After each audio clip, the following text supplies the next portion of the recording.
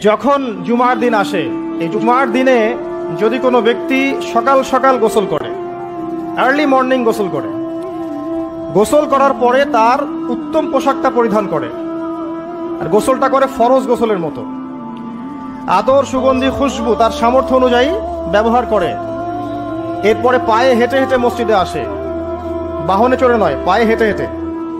যদি আপনি অনেক দূরে থাকেন সেটা আলাদা কথা।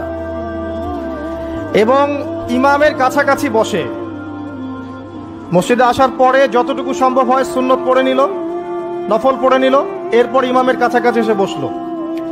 ইমামের খুতবা শ্রবণ করে মনোযোগের সাথে। খুতবা শ্রবণ করার সময় কাউকে কষ্ট দেয় না। কাউকে কষ্ট দেয় না মানে হচ্ছে যে কেউ কথা বললে তাকে এতটুকু বলে না যে তুমি চুপ করো, কোনো কষ্ট দেয় না। ইমামের খুতবা শ্রবণ করে, নামাজ পড়ে ইমামের সাথে। এই ব্যক্তির আমল নামায় নবী সাল্লাল্লাহু আলাইহি ওয়াসাল্লাম বলছেন যে প্রত্যেক পদক্ষেপের বিনিময়ে 1 বছরের নফল নামাজ আর 1 বছরের নফল রোজার নেকি লেখা হয়। জুমার এই সমস্ত নেকি নষ্ট হয়ে যাবে যদি আমরা এখানে আদব রক্ষা